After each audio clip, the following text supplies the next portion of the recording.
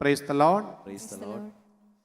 ഇന്ന് നമ്മൾ ചിന്തിക്കുന്ന വേദഭാഗം മത്തായിയുടെ സുവിശേഷം 24-ാം അധ്യായം 37 മുതലുള്ള വചനങ്ങളാണ്. നോഹയുടെ ദിവസങ്ങൾ പോലെ ആയിരിക്കും മനുഷ്യപുത്രൻ്റെ ആഗമനം.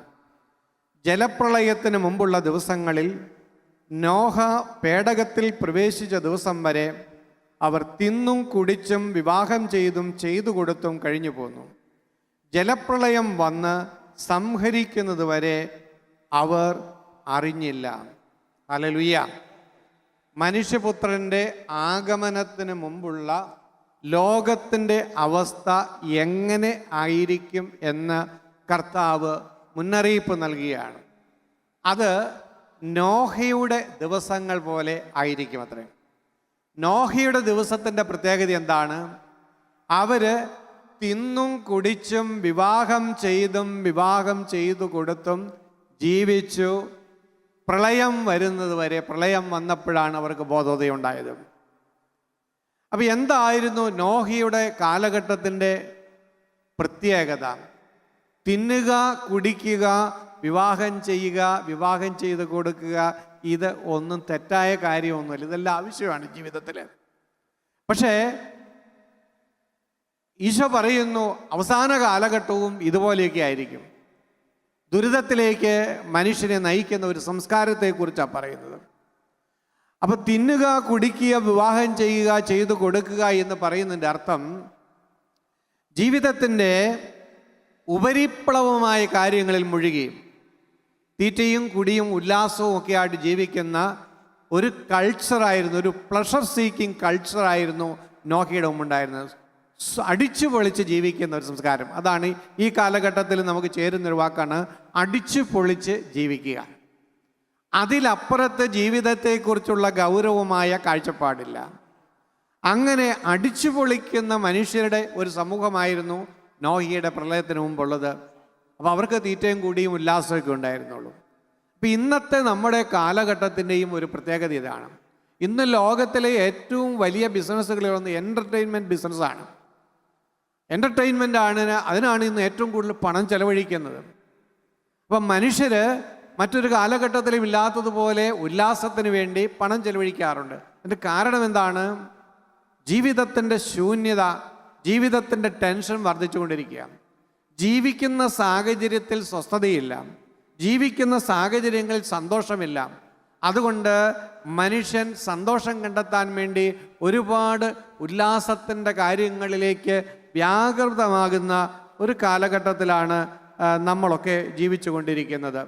അപ്പോൾ എല്ലാം ഇന്ന് ആഘോഷമാണ്. നമുക്ക് നോക്കിയാൽ എല്ലാം ആഘോഷമാണ്. പണ്ടൊക്കെ ഒരു കല്യാണമൊക്കെ ഉണ്ടെങ്കിൽ അന്നൊക്കെയാണ് ആഘോഷം ഉണ്ടായിരുന്നത്. പക്ഷേ ഇന്ന് നമുക്ക് ഏറ്റവും ചെറിയ കാര്യങ്ങളിൽ പോലും ആഘോഷമാണ്. പ്രത്യേകിച്ചും ഈ വിദേശ രാജ്യങ്ങളിലേക്ക് ചെല്ലുമ്പോൾ അവിടെയൊക്കെ വീക്കെൻഡ് പാർട്ടികൾ, ജോലി ചെയ്യുന്നത് പോലും വാരാന്ത്യം ആഘോഷിക്കാനാണ്. അപ്പോൾ വാരാന്ത്യത്തിൽ ആ ആഴ്ച കിട്ടുന്ന ശമ്പളം മുഴുവനും പൊടിക്കും. അത് മദ്യത്തിലും മറ്റു കാര്യത്തിനൊക്കെ ചിലവഴിക്കും. അപ്പോൾ അടിച്ചു പൊളിച്ച് ജീവിക്കുക. കോളേജുകളിൽ ഇപ്പോൾ ഭക്ഷണം കഴിക്കണം, വീക്കെൻഡ് പാർട്ടികൾ, വാരാന്ത്യ ആഘോഷങ്ങൾ, മദ്യ പാർട്ടികൾ, ഇതെല്ലാം പൊതുവെ ഒരു ശൈലിയായിട്ട് മാറിയിരിക്കുകയാണ്. അതായത് ഒരാഴ്ച ജോലി ചെയ്യുന്നത് ആ ആഴ്ചയുടെ അവസാനം അടിച്ചു പൊളിക്കാനാണ്. അപ്പം തീറ്റയും കുടിയും മദ്യവും ഒക്കെ ആയിട്ടുള്ള ഒരു ജീവിതം, അതിനേക്കാൾ അപ്പുറത്തേക്ക് ജീവിതത്തിൻ്റെ അർത്ഥം മനസ്സിലാക്കാനോ ലക്ഷ്യം കണ്ടെത്താനോ കഴിയാതെ മനുഷ്യർ ജീവിക്കുന്ന ഒരു അവസ്ഥയായിരിക്കും അവസാന കാലഘട്ടത്തിൽ എന്നാണ് പറയുന്നത്. മദ്യം കഴിക്കുന്നതും മയക്കുമരുന്ന് ഉപയോഗിക്കുന്നതും എല്ലാം എൻ്റർടൈൻമെൻറ്റിൻ്റെ ഭാഗമായി കണക്കാക്കുന്ന നിയമങ്ങളൊക്കെ പല രാജ്യങ്ങളിലും പാസ്സാക്കിക്കൊണ്ടിരിക്കുകയാണ്. അതൊന്നും ഇനി തിന്മയല്ല, അതൊക്കെ ജീവിതത്തിൽ സുഖത്തിന് വേണ്ടി, എൻ്റർടൈൻമെൻറ്റിന് വേണ്ടി ഉപയോഗിക്കാം. പല രാജ്യങ്ങളും സെക്സിനെയും അങ്ങനെ വ്യാഖ്യാനിച്ചു, അതും ഉല്ലാസത്തിന് വേണ്ടിയുള്ള ഒരു ഉപാധിയായിട്ട് മാത്രം. അങ്ങനെ ധാർമ്മിക മേഖലകളെല്ലാം തകർന്നുകൊണ്ടിരിക്കുന്ന ഒരു രംഗം നമുക്ക് ലോകത്തിൻ്റെ മുമ്പിലെല്ലാം കാണാനായിട്ട് നമുക്ക് സാധിക്കും. ലോകത്തിലെ ഏറ്റവും ലിവിങ് സ്റ്റാൻഡേർഡുള്ള രാജ്യങ്ങളിൽ ഒന്നാണ് ഡെൻമാർക്ക്. ഈ ഹാപ്പിനെസ്സിൻ്റെ പട്ടികയിൽ 1-ാം സ്ഥാനത്ത് നിൽക്കുന്ന രാജ്യമാണ്. ഏറ്റവും സന്തോഷമുള്ള മനുഷ്യരാണെന്നാണ് പറയുന്നത് ഡെൻമാർക്കിലുള്ളവർ. അപ്പം ഞാനിത് കേട്ടപ്പോൾ ലോകത്തിലെ ഏറ്റവും സന്തോഷമുള്ളവരുടെ നാടാണെങ്കിൽ എന്താണ് അതിൻ്റെ പ്രത്യേകത എന്നറിയാൻ വേണ്ടി പഠിച്ചപ്പോൾ അവിടെ ഒരു പ്രത്യേകതയുണ്ട്. അവിടെ ആളുകൾ വിവാഹം കഴിക്കാൻ ഇഷ്ടപ്പെടുന്നില്ല. വിവാഹം കഴിക്കുന്നവർ തന്നെ 30-35 വയസ്സൊക്കെ ആയാലാണ് ചെറുപ്പക്കാർ വിവാഹം കഴിക്കുകയുള്ളൂ. വിവാഹം കഴിച്ചാലും അവർ 50% വിവാഹവും വിവാഹമോചനത്തിൽ അവസാനിക്കുക അധികം വൈകാതെ. അപ്പോൾ അങ്ങനെയുള്ള കുടുംബ ജീവിതങ്ങളില്ല. സ്ത്രീകൾക്ക് വിവാഹം ചെയ്യുന്നതിലോ കുട്ടികളെ പ്രസവിച്ച് വളർത്തുന്നതിലോ താല്പര്യമില്ല.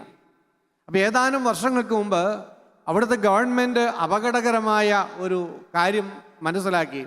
അതായത് ഈ സ്ത്രീകൾക്ക് പ്രസവിക്കാൻ താല്പര്യമില്ല, വിവാഹം ഇല്ല, സ്വവർഗരതി വ്യാപിച്ചിരിക്കുന്നു, അതുകൊണ്ട് ജനിക്കുന്ന കുഞ്ഞുങ്ങളുടെ എണ്ണം വളരെ കുറവ്. ഇങ്ങനെ പോയാൽ 25 വർഷം കൊണ്ട് ആ രാജ്യം തന്നെ ഇല്ലാതാകും. വർഷങ്ങൾ കഴിയും തോറും ജോലി ചെയ്യാനുള്ള ആളുകളില്ലാതെ രാജ്യം നാശത്തിലേക്ക് പോകും.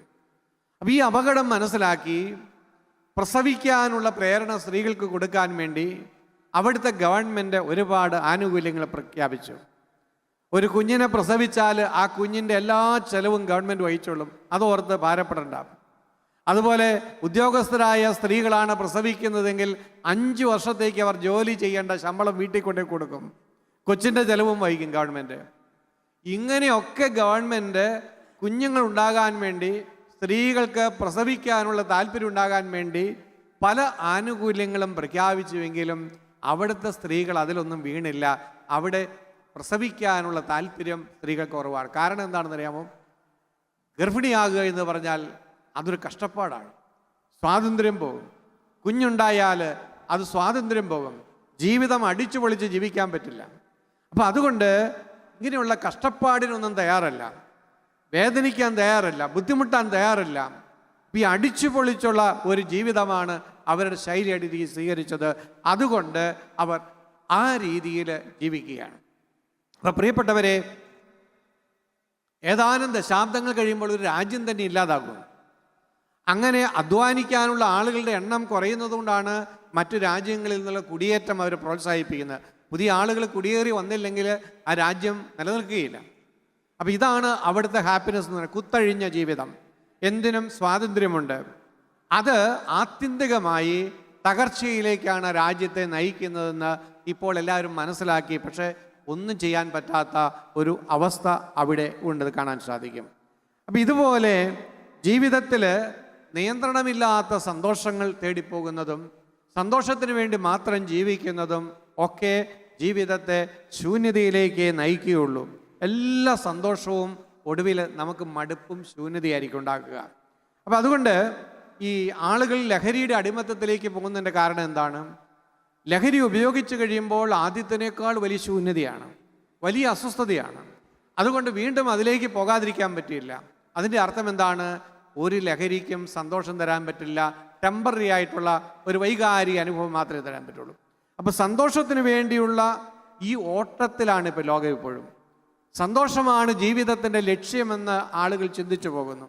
എന്നാൽ ഒരു സത്യമുണ്ട്, ഈ സന്തോഷം എന്ന് പറയുന്നത് വളരെ നൈമിഷികവുമാണ്. അങ്ങനെ ഒരു സാധനം സത്യത്തിൽ ജീവിതത്തിൽ ഇല്ല. ഉദാഹരണം പറഞ്ഞാൽ, ഒരു പുതിയ കാറ് വാങ്ങുമ്പോൾ കിട്ടുന്ന സന്തോഷം കുറച്ച് കഴിയുമ്പോൾ ആ കാറ് പഴയതായി പോകും, ആ സന്തോഷം നമുക്ക് പോകും. ഒരു പുതിയ ഷർട്ട് കിട്ടിക്കഴിഞ്ഞാൽ കുറച്ച് കഴിയുമ്പോൾ അത് പഴയ ഷർട്ടാവും, അത് കിട്ടിയതിൻ്റെ സന്തോഷം പോകും. ഒരു പുതിയ വീട് വെച്ച് കഴിഞ്ഞാൽ കുറഞ്ഞ് കഴിയുമ്പോൾ അതിൻ്റെ ആനന്ദമൊക്കെ നമുക്ക് നഷ്ടപ്പെട്ടു. അപ്പം ഇങ്ങനെ ഈ ജീവിതത്തിൽ നല്ല ഭക്ഷണം കഴിക്കുമ്പോൾ സന്തോഷം കിട്ടും, പക്ഷേ കുറച്ച് കഴിയുമ്പോൾ അത് തീരും. നമുക്കറിയാം, സന്തോഷം എന്ന് പറയുന്നത് സ്ഥിരതയുള്ളൊരു സാധനമല്ല, അത് നേടിയെടുക്കാൻ പറ്റില്ല. ടെമ്പററി ആയിട്ടുള്ള ഒരു അനുഭവമാണ്. അതിനുവേണ്ടി ജീവിച്ചാൽ നമ്മുടെ ജീവിതം നഷ്ടമായിട്ട് പോകും. സഭാപ്രസംഗിയുടെ പുസ്തകത്തിൽ 2-ാമത്തെ അധ്യായത്തിൽ 1 മുതൽ വചനങ്ങളിൽ സോളമൻ ഇത് പറയുന്നുണ്ട്. സോളമൻ്റെ ആദ്യത്തെ 40 വർഷം സോളമൻ അടിച്ചു പൊളിച്ച് ജീവിച്ചു, എല്ലാ സന്തോഷവും നുകർന്നു. ഇതെല്ലാം കഴിഞ്ഞിട്ട് പിന്നിലേക്ക് തിരിഞ്ഞു നോക്കിയിട്ട് സോളമൻ പറയുകയാണ്, എല്ലാം മിഥ്യയാണ്. ദൈവത്തിൽ നിന്ന് അകന്ന് ഭക്ഷിക്കാനോ ആനന്ദിക്കുവാനോ ആർക്കാണ് കഴിയുക? തന്നെ പ്രസാദിപ്പിക്കുന്നവന് ദൈവം ജ്ഞാനവും അറിവും ആനന്ദവും നൽകുന്നു. അപ്പം ദൈവത്തെ പ്രസാദിപ്പിക്കുന്നവന് മാത്രമാണ് ആനന്ദം കിട്ടുകയുള്ളൂ എന്ന് സോളമൻ ഒടുവിൽ തിരിച്ചറിയുകയാണ്. ലോകം നമുക്ക് വാഗ്ദാനം ചെയ്യുന്നത് സന്തോഷമാണ്. അത് ചെയ്താൽ സന്തോഷമുണ്ടാകും, ഇങ്ങനെ പോയാൽ സന്തോഷമുള്ള ജീവിതമുണ്ടാകും, പണം കിട്ടിയാൽ അങ്ങനെ സന്തോഷിക്കാം. ഇത്തരത്തിലുള്ള ഒരു ചിന്തയാണ് ലോകം നമുക്ക് വേണ്ടി വെച്ച് കിട്ടുന്നത്. എന്നാൽ ദൈവം നമുക്ക് വാഗ്ദാനം ചെയ്യുന്നത് സന്തോഷമല്ല. ദൈവം നമുക്ക് വാഗ്ദാനം ചെയ്യുന്നത് ആനന്ദമാണ്. ആനന്ദം എന്ന് പറയുന്നത് അത് സ്പിരിച്വലാണ്. സന്തോഷം എന്ന് പറയുന്നത് ജഡികമാണ്. അത് നമ്മുടെ ശരീരവും മനസ്സും ആയിട്ട് മാത്രം ബന്ധപ്പെട്ടുള്ള ഒരു അനുഭവമാണ് ഈ സന്തോഷം എന്ന് പറയുന്നത്. അത് താൽക്കാലികവുമാണ്. ആനന്ദം എന്ന് പറയുന്നത് അത് നിലനിൽക്കുള്ളിൽ, അത് നമുക്ക് കിട്ടുന്നത് അർത്ഥപൂർണമായിട്ടുള്ള ഒരു ജീവിതത്തിലൂടെയാണ്. എന്ന് പറഞ്ഞാൽ കഷ്ടപ്പെട്ട് ഒരു കുഞ്ഞിനെ 9 മാസം ഉദരത്തിൽ വഹിച്ച് ആ കുഞ്ഞിന് വേണ്ടി ഉറക്കമിളച്ച് ആ കുഞ്ഞിനെ കഷ്ടപ്പെടുത്തി വളർത്തി കിട്ടുമ്പോൾ നമുക്ക് കിട്ടുന്ന ആനന്ദമുണ്ട്. ആ കുഞ്ഞ് ആദ്യം അമ്മയെന്ന് വിളിക്കുമ്പോൾ, അപ്പായി എന്ന് വിളിക്കുമ്പോൾ, ആ കുഞ്ഞ് എഴുന്നേറ്റ് നടക്കുമ്പോൾ, ആ കുഞ്ഞിന് വേണ്ടി കഷ്ടപ്പെട്ട് പഠിപ്പിക്കുമ്പോൾ, അല്ലെങ്കിൽ ആ കുഞ്ഞിനെ ഒരു നിലയിൽ എത്തിക്കഴിയുമ്പോൾ ഉണ്ടാകുന്ന നിർവൃതി അതൊരിക്കലും ഒരു പിതാവിൻ്റെയോ മാതാവിൻ്റെയോ ഹൃദയത്തിൽ നീങ്ങിപ്പോകില്ല. അത് ടെമ്പററി ആയിട്ടുള്ള അനുഭവമല്ല. അപ്പോൾ അർത്ഥപൂർണമായിട്ടുള്ള ഒരു ജീവിതത്തിലാണ് നമുക്ക് ആനന്ദം കണ്ടെത്താനായിട്ട് സാധിക്കുകയുള്ളൂ. അപ്പോൾ കഷ്ടപ്പാടുകളെ ഒഴിവാക്കിക്കൊണ്ട് ജീവിക്കാൻ ശ്രമിക്കുമ്പോൾ അത് അർത്ഥശൂന്യമായ ഒരു ജീവിതത്തിലേക്കാണ് നമ്മളെ നയിക്കുന്നത്.